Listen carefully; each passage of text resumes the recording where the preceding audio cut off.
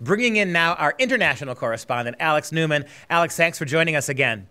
Thank you so much for having me, Duke. It's great to be with you. It seems like every time we're together, we could spend the whole time talking about California. California in the news again today. They have something called the Healthy Youth Act that on its surface doesn't seem to be as bad as California law usually is. And the Healthy Youth Act suggests basically that kids must be notified about the risks associated with all sorts of different kinds of sexuality. Seems to me if you're going to be teaching any sex ed in the schools, I'd rather you didn't, that might be a useful thing. But in true California style, they have completely subverted that. Talk about your newest article for Freedom Project.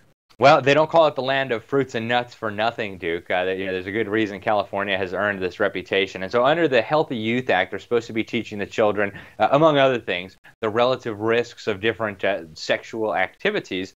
And what we found out, in correspondence, we've been receiving information from elected officials, school officials, medical professionals. What's happened is they have chosen a couple of curricula that are said to be in alignment with the requirements of the Healthy Youth Act, and several of the ones that are considered most in alignment with the Healthy Youth Act actually make a very dangerous claim.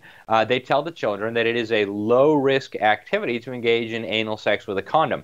Of course, that is not true. The FDA does not approve condoms for anal sex. The studies that have been done show that they fail often more than 30% of the time. And so if you're telling children that it's a low-risk activity to engage in anal sex with a condom, you are basically making sure that 30% of the time somebody's going to get AIDS, someone's going to get some sexually transmitted disease, a venereal disease. And this is not medically accurate. The statute requires that the information be medically accurate. It's not. A whole bunch of doctors have testified to this, and it's very dangerous.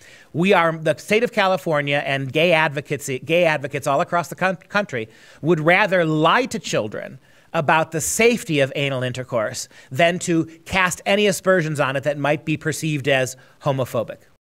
That's exactly what's happening here, Duke. And I think the reason that they're lying to the children in this way is just political correctness. They don't want to acknowledge the fact that there is a very real risk from this. They want children engaging in these sorts of activities, and they're willing to lie to them to bring that about. And to their credit, actually, there are some homosexual activists who are speaking out about this. There's one homosexual journalist who ended up getting infected with HIV. His name is Josh Robbins, and he's all about the lifestyle and all the rest of it. But even he here is coming in and saying this is not medically accurate information. You're giving false information to children that's putting them at risk of an HIV infection. That needs to stop. I would go one step further, Alex. I don't know that the officials in California are afraid of political correctness. I think that they, in their utopian way, don't want to do anything that's going to stop kids from experimenting sexually, particularly with things as radical as anal intercourse. We're teaching kids in late middle school and high school now about, we're treating anal intercourse as if it's the equal sign. Remember the blue bumper sticker with the yellow equal sign. This is liberal logic when it comes to behavior. Everything must be the same thing. So our schools in California and throughout the country are now equating anal intercourse with vaginal intercourse as if they are somehow similar. They're not. And what they're doing in California is masking that difference in ways that favor the move towards homosexual relationships.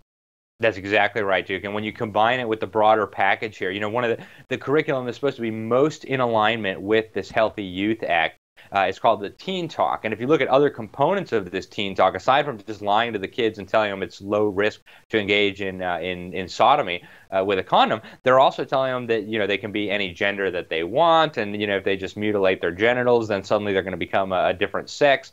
We actually have a video that we'll play quickly so people can get kind of a feel for what's under this Teen Talk program. We're not just trying to make school a safe place for trans kids, but for all kids. Because we all have gender. Or do we? Gender fluid, gender queer, gender non-conforming. And it's not just trans people that are targeted for it. Not to mention, some boys wear dresses. And plenty of girls like action figures. Kids don't have hang-up about gender the way adults do. School should be a place to learn, grow, change, and even experiment. Yeah, and isn't that kind of amazing? Yeah, amazing. And so there you can see, what they're recommending, what they're pushing on these kids. You and I have actually talked about another component to this. They're teaching kindergartners about transgenderism. They're using a book that they recommend for 4 or 5-year-olds, first graders, teaching them that gender is a spectrum and there's infinite genders. 15 genders are listed in this book.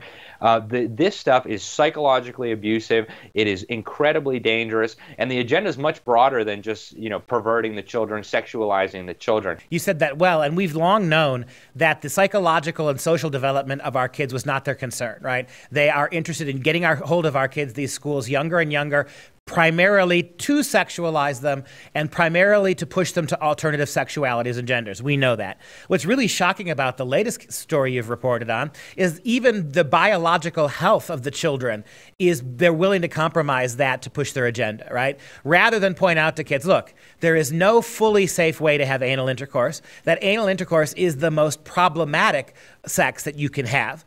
Rather than tell them that and let them draw their own conclusions, again, we mask that. It's not just the social and emotional wellness of our kids that they've given up in the public schools trying to protect. Now even the biological health of our kids, in the name of this new ideology, is suspect. It is. And, in my opinion, every government official involved in promoting these lies to these children ought to be held personally liable in a court of law every time a child gets HIV as a result of this information. It's simply unconscionable that these lies with deadly consequences are being spread in the public schools of California. It is atrocious. It is a crime, and I think these people need to be held accountable in a court of law.